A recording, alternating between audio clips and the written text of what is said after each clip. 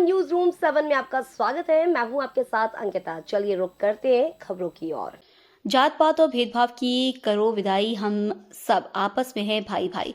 बागेश्वर धाम के पंडित धीरेन्द्र शास्त्री ने राजधानी में पूर्व मंत्री संजय पाठक के निवास पर पत्रकारों से चर्चा में कहा कि हमें जात पात और भेदभाव को जड़ से मिटाना है, क्योंकि यह समाज के लिए एक जहर है। पंडित धीरेन्द्र शास्त्री ने कहा कि हम ब्राह्मण हो सकते हैं, वैश्य हो सकते हैं, कायस्थ हो सकते हैं, तो क्या हिंदुस्तानी नहीं हो सकते? हमें हिंदुस्तानी बनना होगा, क्योंकि आज का जो समय है उसमें सनातन धर्म को मानने वालों की संख्या तेजी से घट रही है। आज हम 90% से 80% के नीचे आ गए हैं, जबकि इस्लाम धर्म को मानने वाले 6 से बढ़कर 22% पहुंच गए हैं। जात पात की करो विदाई, हम सब हिंदू भाई भाई। जात पात और भेदभाव को जड़ से हमें मिटाना है, हमें भारत भव्य बनाना है। इसी विषय को लेकर हिंदुस्तान में रहने वाले लोगों को हिंदुस्तानी होने का गर्व हो, इस बात को पुष्ट करने के लिए इस देश का सबसे बड़ा जहर है जात पात, ऊंच नीच, भेदभाव। और गांव-गांव में ये रूढ़िवादिता बहुत है, गांव-गांव में अंधविश्वास बहुत है। एक जन जागृति संकल्प को लेकर के हमने विचार किया कि सब लोग हमसे मिल पाते हैं, पर हम बिछड़े और पिछड़े लोगों से नहीं मिल पाते हैं। इस देश में कोई भी लड़ाई होती है तो या तो ये ब्राह्मणों से होती है, या क्षत्रियों से होती है, या वैश्यों से होती है, या शुद्ध वर्ण से होती है। कोई भी हिंदुस्तानी से नहीं होती।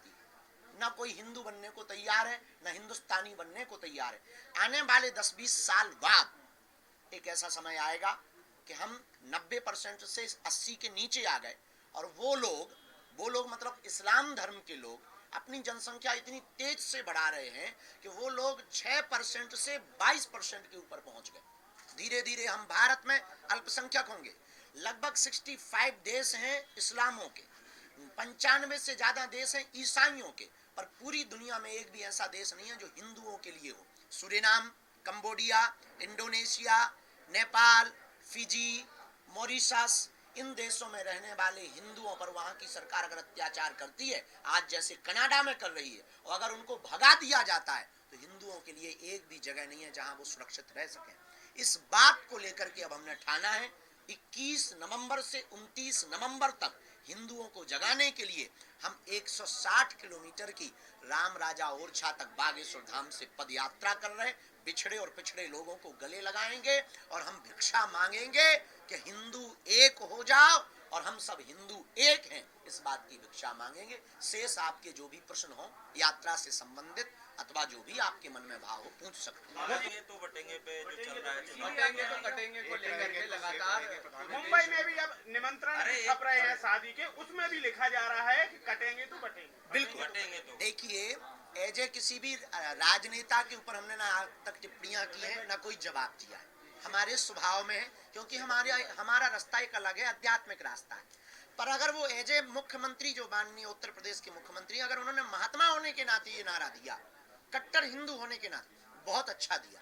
लोगों ने अपने अपनी दृष्टि से देखा, हमने इसको ऐसे देखा कि अगर हम भारतीय आपस में बटेंगे तो चीन वाले हम लोगों को काटेंगे, पाकिस्तान वाले हम लोगों को काटेंगे, हम लोगों को विदेशी ताकतें काटेंगे, और सही भी है। इसलिए भारत के प्रधानमंत्री ने कहा एक रहेंगे सेफ रहेंगे। पर एजे अगर कोई पॉलिटिकली बयान कहो तो इस पर हमारी कोई टिप्पणी नहीं, पर हिंदुस्तानी होने के नाते ये टिप्पणी है कि हम भारतीयों को बटना नहीं है, बटेंगे तो सच में। लेकिन घुसपैठिए लगातार आ रहे हैं, घुसपैठियों को लेकर के भी चर्चा चल रही है कि घुसपैठियों को बाहर करना चाहिए। खासकर झारखंड में, लेकिन झारखंड में सिलेंडर देने की बात हो रही है कि उन्हें सिलेंडर दिए जाएंगे। देखिए, एक सबसे बड़ी इस देश की दिक्कत है, इस देश में बहुत प्रायोजित तरीके से षड्यंत्र चल रहा। विधर्मी लोग, जिन्हें हिंदुत्व से प्यार नहीं, जिन्हें वंदे मातरम बोलने से दिक्कत है, जिन्हें राष्ट्रगान गाने से दिक्कत है, जिन्हें गजवाई हिंद चाहिए, वो लोग अपनी संख्या बढ़ा रहे हैं, बच्चे भी ज्यादा पैदा कर रहे हैं, और विदेशों में उनके रहने वाले इष्ट मित्र, बांग्लादेश, अगल बगल रोहिंग्या, उनको बुला बुला करके भारतीय नागरिक बना करके वोट बैंक को बढ़ाकर अपनी सत्ता जमाना चाहते हैं। इसलिए भारत की सरकार को, हमको और आपको इसी वक्त जगना पड़ेगा कि हम विदेशी शरणार्थियों को, उन विधर्म देश विरोधियों को देश में पनाह नहीं देंगे। प्रयागराज में कुंभ होना है, ये चर्चा होने लगी है, वहाँ पे क्या काम, उनकी दुकानें या वो वहाँ। बिल्कुल, हमने कहा है, हमने ये कहा मेरे अंगने में तुम्हारा क्या काम भाई, मक्का मदीना में हमें नहीं बुलाया जाता।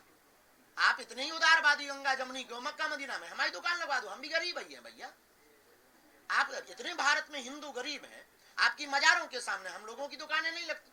तो मेरे अंगने में तुम्हारा क्या काम? आपको त्रिवेणी का ज्ञान नहीं, संगम का ज्ञान नहीं, संतों के मान का पता नहीं, कथा का आपको पता नहीं, संतों की महिमा का पता नहीं, खालसा क्या होते हैं, पंथ क्या होते हैं, इसके बारे में आपको पता नहीं। तो आप वहां जाकर के करोगे क्या? धंधा करके मूत्र कांड करोगे, थूक कांड करोगे? इससे बेहतरीन ये मेरे अंगने में तुम्हारा क्या काम? हम तुम्हारी मस्जिदों में नहीं घुसते, तुम हमारे, और हमारे हिंदू तुम्हारी मस्जिदों में घुसे जूते मारो। एक अंतिम सवाल मेरा ये, शास्त्री जी, आरएसएस को अगर वाले 10-20 साल बाद एक ऐसा समय आएगा कि हम 90% से 80 के नीचे आ गए, और वो लोग मतलब इस्लाम धर्म के लोग अपनी जनसंख्या इतनी तेज से बढ़ा रहे हैं कि वो लोग 6% से 22% के ऊपर पहुंच गए। धीरे धीरे हम भारत में अल्पसंख्यक होंगे। लगभग 65 देश हैं इस्लामों के, 95 से ज्यादा देश हैं ईसाइयों के, पर पूरी दुनिया में एक भी ऐसा देश नहीं है जो हिंदुओं के लिए हो। Suriname, Cambodia. फिलहाल इस बुलेटिन में इतना ही। आप बने रहिए न्यूज रूम 7 के साथ। नमस्कार।